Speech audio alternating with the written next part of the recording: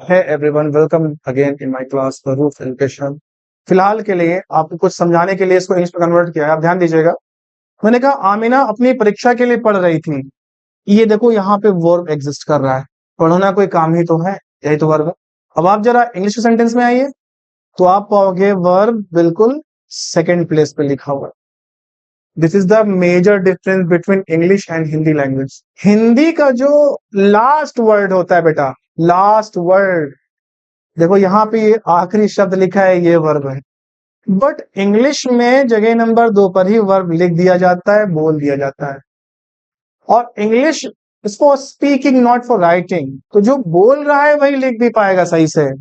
बोलना तो बहुत इंपॉर्टेंट है। तो मैं क्या कह रहा हूं कि हिंदी में देखो बिल्कुल एंड पे जाके आपका वर्ब लिखा हुआ है, और इंग्लिश में जगह नंबर 2 पर आपको वर्ब दिख रहा है। तो मैं अपनी बात पे वापस आता हूं।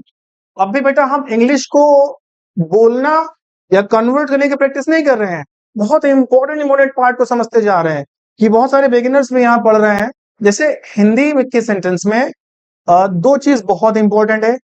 एक तो बेटा ये है आपका लास्ट लेटर, और ये है आपका लास्ट वर्ड। मैं फिर कह रहा हूं, it is letter, it is word. अब ऊपर देखो, हम लेटर की बात कर रहे हैं, हम वर्ड की बात कर रहे हैं। तो बेटा मैं एक बात आपको बताऊं कि मोटिवेशन, लोग कहते हैं स्पीक, पुश करते स्पीक, बोल। If you don't speak you will not be able to speak. Of course we will not be able to speak if you don't make practice of speaking. नहीं बोल पाएंगे हम, practice नहीं करेंगे बोलने की। लेकिन बेटा कोई मोटिवेशन आपको पुश करके सही इंग्लिश नहीं बुलवा सकता है। सही से सीखोगे, सही से सीखोगे, एक्चुअल फॉर्म में बोलना आएगा, आप मिस्टेक कम करोगे, आपके अंदर ऑटोमेटिकली कॉन्फिडेंस आ जाएगा। You can speak anywhere, whether you are on the stage, anywhere, चाहे जहां पर हो आप बोल लोगे। स्टेज पर ही क्यों ना हो, आप वहां भी बोल लोगे। But you must have command कि आप सही बोल रहे हो या गलत बोल रहे हो। तो सही सीखोगे, सही बोलोगे, ऑटोमेटिक आपके अंदर कॉन्फिडेंस आ जाएगा। वही आपका मोटिवेशन है। हम 4 मोटिवेशनल वीडियोस देख लें, हम तो चाहे हमारे अंदर कॉन्फिडेंस आ जाए, तब हम सही बोलने लग जाएंगे। This is not going to help you any more. You will have to learn through the correct way. Okay, तो सही से सीखना पड़ेगा आपको। चलिए चलते हैं। तो पहचानना सीखो। जैसे मैंने कहा कि ये लास्ट वर्ड है, ये लास्ट लेटर। तो लास्ट लेटर का काम क्या होता है, ये टाइम बताता है। टाइम को 3 पार्ट में डिनोट किया गया है, प्रेजेंट, पास्ट और फ्यूचर। ये सभी को पता है। नहीं पता है, मैं शॉर्ट वे में बता दे रहा हूं। जो टाइम बीत गया दैट इज पास्ट, जो चल रहा है ये प्रेजेंट, और जो आने वाला समय है वो फ्यूचर है। सपोज कोई बच्चा यहाँ बैठ के पढ़ रहा है, अगर वो 11th में है तो 10th उसका पास्ट है, 11th उसका प्रेजेंट है, और 12th उसका आने वाला फ्यूचर है। ऐसे आप समझ लो। टाइम को 3 पार्ट में डिनोट किया जाता है, पास्ट, प्रेजेंट एंड फ्यूचर। तो सबसे पहले आता है कि पास्ट प्रेजेंट फ्यूचर को हम कैसे रिप्रेजेंट करें। देखिए बेटा, अगर सेंटेंस के एंड में आपको हाथ दिख जाता है तो ये सेंटेंस आपका पक्का पास्ट, सॉरी पक्का प्रेजेंट है। अगर था आपको दिखता है तो पास्ट, और गा आपको दिखता है तो फ्यूचर। ये बहुत बेसिक तरीका है, सभी टीचर बताते हैं इसको। लेकिन मैं आगे जाकर इसको भी थोड़ा सा कोशिश करूंगा कि आपको ये भी ना सोचना पड़े। ओके, तो ये काम तो लास्ट लेटर का है। अब आप अगर यहां आ जाओ तो लास्ट लेटर यहां पे है। ये देखिए, मैं पेन से लिख रहा हूं, लास्ट लेटर यहां पे है। अब ये था कहेगा ऐ पढ़ने वाले, ये जो भी सेंटेंस लिखा है ये पास्ट है। अगर बेटा यहां पर हम हा जोड़ दें तो हा चिल्ला चिल्ला कर आपसे कहेगा कि मत समझना मुझे कुछ और, क्योंकि मैं केवल प्रेजेंट रिप्रेजेंट कर रहा हूं। अगर बेटा मैं यहां पर लिख दे रहा हूं पढ़ रही होगी, मान लो यहां पर गा आपको दिख जाए, तो ये गा आपको ऐलान कर कर बताएगा कि जो भी सेंटेंस लिखा हुआ है ये फ्यूचर है।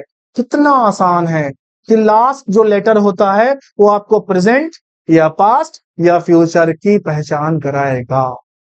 तो आपने एक बात सीखी कि लास्ट लेटर, जिसको अंतिम अक्षर कहते हो, वो बस इतना बताता है सेंटेंस पास्ट है कि प्रेजेंट है कि फ्यूचर है। और भी कुछ बताता है बट उसमें हम आगे बात करेंगे, क्योंकि एक साथ 10 दिन का खाना नहीं खिला सकते आपको, पेट खराब हो जाएगा। एनीवेज, नेक्स्ट आता है लास्ट वर्ड। हम लोग लास्ट वर्ड को समझते हैं। ये लास्ट वर्ड क्या रिप्रेजेंट करता है, पहले इसको रब कर लिया जाए। आप टाइम टू टाइम स्क्रीनशॉट लेते रहिए, नोट्स मेंटेन करिए। बाकी हम और भी प्लेटफॉर्म क्रिएट करने वाले हैं, टेलीग्राम, इंस्टाग्राम, सभी पे। चलिए क्लास, तो अब आता है वर्ब, यानी कि जो लास्ट वर्ड बेटा हिंदी का होगा तो उसको हम कहेंगे वर्ब। फाइनाइट वर्ब है, कुछ नॉन फाइनाइट वर्ब होते हैं, कैसे होते हैं, कब होते हैं, वो सब आगे बात करेंगे। फिर आज जानो, जो लास्ट, जो आखिरी शब्द आपका लिखा रहेगा वही आपका वर्ब होगा। जैसे यहां पे लिखा है बेटा, पढ़ रही, खेल रही, आ रही, जा रही, लिख रही। सब्जेक्ट को लड़का बना दो, पढ़ रहा, आ रहा, जा रहा, बैठ रहा। तो ये लास्ट जो वर्ड है बेटा, ये वर्ब है। इसमें क्यों? क्योंकि इसमें पढ़ने का काम पाया जा रहा है। ये जो वर्ब होता है ये तीन चीजों को रिप्रेजेंट करता है, कॉन्टिन्यूअस, परफेक्ट और इंडेफिनिट। और जानता हूं बहुत से लोग को आता है, पर बेटा जिस तरीके से बता रहा हूं ये फ्लो है समझने का। क्योंकि इंग्लिश में कुल 10 से 12 प्रिंसिपल होते हैं। आपको प्रिंसिपल आ जाए, सिद्धांत आ जाए, तो आपको इंग्लिश आ गई। महासागर वोकैबुलरी है, इंग्लिश के सिद्धांत कभी भी महासागर नहीं हो सकते हैं। तो अपना अपना माइंडसेट अच्छे से बनाओ और अच्छे से प्रैक्टिस करो, आप सीख जाओगे। देखिए, हमने कहा कॉन्टिन्यूअस। कॉन्टिन्यूअस का मतलब होता है अगर कोई काम आपको जारी दिख रहा है, अगर कोई एक्शन आपको लग रहा है कि हाँ ये चीज चल रही है, कंटिन्यू है, वर्किंग है, तो आप उस कंडीशन में उसको बोलोगे कि वो सेंटेंस कॉन्टिन्यूअस है।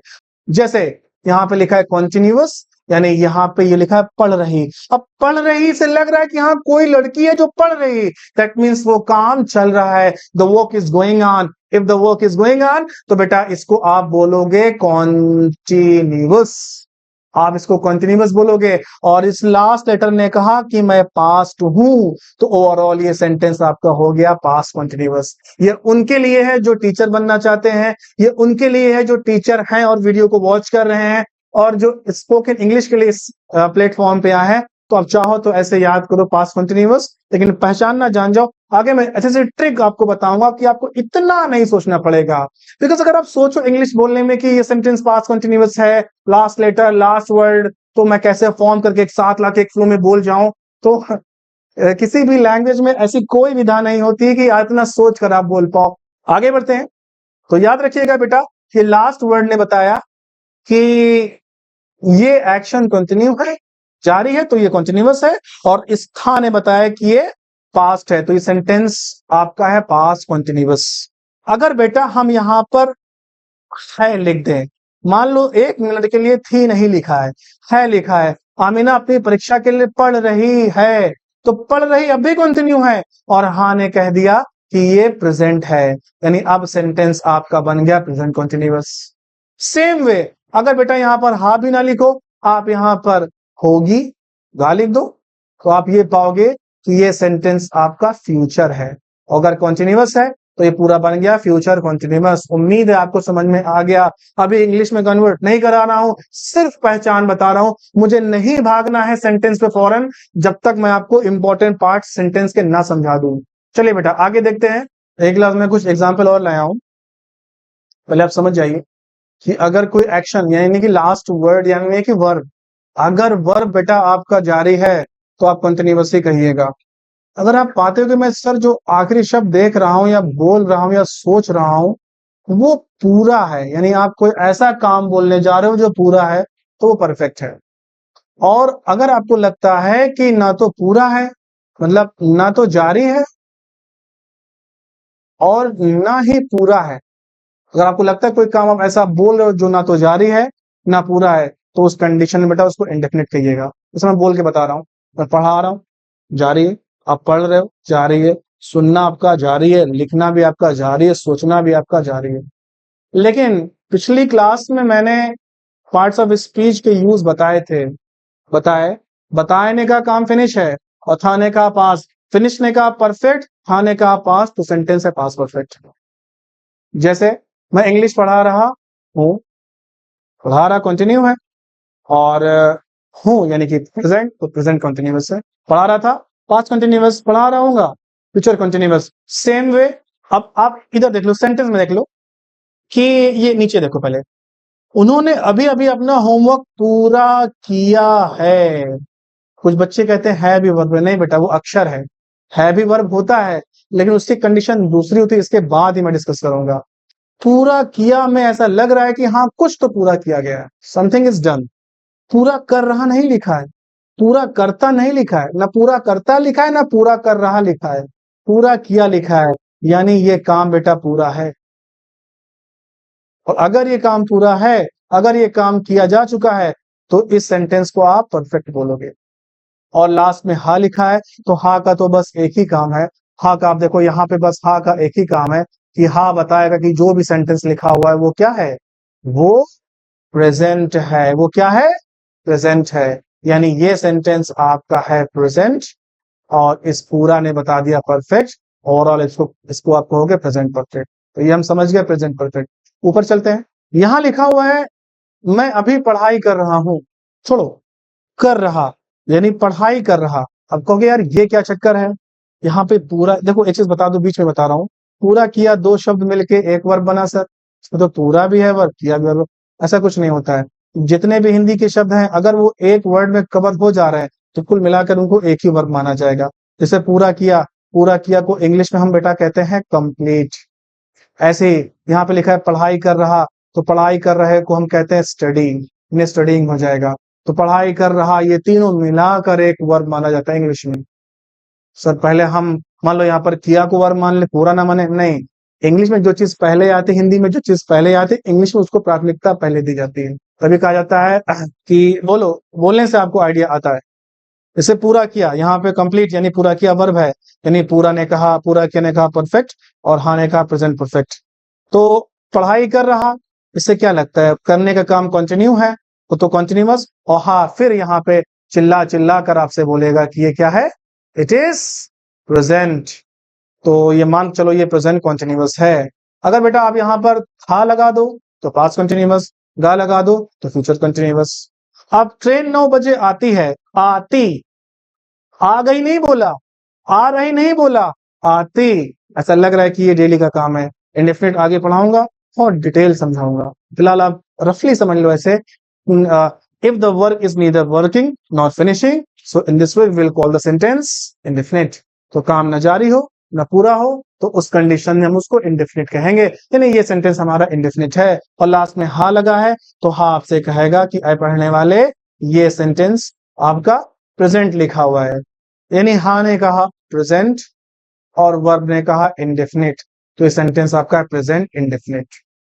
उम्मीद है आपको समझ में आ गया होगा कि ये तीनों सेंटेंस की पहचान कैसे करते हैं। मैं फिर से एक शॉर्ट रिवाइज कर रहा हूं। लास्ट लेटर का काम यानी आखिरी अक्षर का काम है टाइम बताना, प्रेजेंट पास्ट या फ्यूचर। और लास्ट पे जो बेटा वर्ड होते हैं, शब्द जो होते हैं, अभी पहले वर्ड पढ़ाया था मैंने, तो अंतिम शब्द होते हैं वो या तो जारी होंगे या पूरा होगा या दोनों ही नहीं होगा। जारी है तो कंटिन्यूअस, पूरा है तो परफेक्ट, और दोनों नहीं तो इंडेफिनिट। मैं पढ़ा रहा हूं, प्रेजेंट कंटिन्यूअस। मैंने पढ़ाया है, प्रेजेंट परफेक्ट। मैं पढ़ाता हूं, प्रेजेंट इंडेफिनिट, तो वो पास करने जा रहे हैं। मैं पढ़ाता था, पास्ट इंडेफिनिट। मैं पढ़ा रहा था, मैंने पढ़ाया था, पास्ट परफेक्ट। ओके, तो आई होप कि चीज आपको समझ में आ गई। एक पॉइंट और बताऊंगा, थोड़ी लंबी वीडियो होनी आज, हो जाने तो यार। एक पॉइंट ये है कि कुछ बच्चे कहते हैं सर रहा रही रहे लगाओ तो भी वर्ब जारी है। ऐसा नहीं है, रहा रही चलो एक लिमिट तक तो कह सकते हो कि ये सही है। जैसे मैं बैठा हूं, सर बैठे हैं, तो सर बैठे मेरा बैठने काम कंटिन्यू है, it means it is continuous. यहाँ पे सिटिंग बोलोगे, ये नहीं कि बैठे रहे हैं। या ऐसे भी कहते हैं लोग फोन पे बात करते कहते हैं मैं आपके इंतजार में खड़ा हूं, आप कब आओगे। तो आपका वहां पर खड़े होना, मैं आपके इंतजार में खड़ा हूं, खड़ा रहा हूं नहीं बोला है, खड़ा हूं, इट मीन्स यहाँ खड़े होने का काम कंटिन्यू है। तो बेटा आप यहाँ पे सेंटेंस को कंटिन्यूअसली कहोगे, खड़ा हूं प्रेजेंट कंटिन्यूअस, खड़ा था पास्ट कंटिन्यूअस। तो ऐसे ही आप सेंटेंस को रिप्रेजेंट कर सकते हो। ये तो पहचान करने का तरीका बताया आपको। तो चलो आगे बढ़ते हैं। ये बेटा आज का लास्ट स्टेप है, मैं इसको समझा दूं, फिर मैं इस वीडियो को यहीं पे रोक लेता हूँ। फिर नेक्स्ट वीडियो में मैं शुरू करूंगा टेंस। टेंस से ही शुरू करेंगे हम लोग, और स्टेप बाय स्टेप चलेंगे, बड़ा मजा आएगा पढ़ने में। तो शुरू करते हैं। जैसे यहाँ पे 2 सेंटेंस आपके सामने लिखा हुआ है, तो बहुत इंपॉर्टेंट बात बताने जा रहा हूँ, ये समझना बहुत जरूरी है। अभी सिर्फ हम लोग पहचान कर, एक ही चीज की पहचान करते हुए चल रहे हैं। जैसे यहाँ पे लिखा है वो अपनी परीक्षा के लिए पढ़ रही थी, ये ऊपर में पढ़ा है। मैं इतने नुकसान के बाद भी शांत हूँ। अब आप अगर देखो तो बेटा यहाँ पे लास्ट जो वर्ड लिखा है ये शांत है, और शांत में किसी काम को करना नहीं पाया जा रहा है, तो शांत वर्ब नहीं है, शांत वर्ब नहीं है, तो ये है क्या, वर्ब तो नहीं है। तो अब क्या करेंगे बेटा, अब यहाँ पे है को वर्ब मानेंगे। यहाँ इस बात को याद रखना, जब करने वाला काम यानी जब फाइनाइट वर्ब, तो देखो पढ़ रही यहाँ पे एग्जिस्ट कर रहा है, अब इसका काम सिर्फ इतना है कि ये टाइम बताएगा। लेकिन अगर यहाँ पे वर्ब नहीं है बेटा, अगर वर्ब एग्जिस्ट नहीं कर रहा है, तो अब तो ये टाइम भी बताएगा और ये काम वर्ब का भी करेगा, याद रखिएगा। तो यहाँ पे है वर्ब, जैसे मैं एक अध्यापक हूँ, मैं एक टीचर हूँ, तो यहाँ पे लास्ट वर्ड टीचर है और हूँ बोला, तो teacher is not a verb, तो यहाँ पे ये सेंटेंस में वर्ब मानेंगे मैं हूँ को। इस कंडीशन में यहाँ पर इज एम आर लिखा जाता है के लिए। हर जगह है का इज एम आर नहीं होता है कि मैं इंग्लिश पढ़ाता हूँ, आई एम टीच इंग्लिश, गलत, आई टीच इंग्लिश। ओके ना, तो ये आपको समझना बहुत जरूरी है। जहां पर बेटा ये वर्ब एग्जिस्ट नहीं करेगा, यानी करने वाली क्रिया यानी काम जहां पर नहीं होगा, वहां पर हम अक्षर को ही वर्ब मानते हैं। ये कैसे क्या कब किया जाएगा आगे हम लोग डिस्कस करेंगे। So thank you so much for joining today. I hope आपको बहुत कुछ सीखने को मिला, और keep supporting me, and if you are new on this channel तो बेटा सीरीज वाइज देखो, 1 2 3 4 ऐसे वीडियोस आएंगे, स्किप मत करिएगा, मेरी सारी वीडियोस चेन वाइज जुड़ी है एक दूसरे से। And thank you so much for this immense support. So I repeat again, subscribe my channel and press the bell icon so that you may get all the new videos on this. Thank you so much for joining today.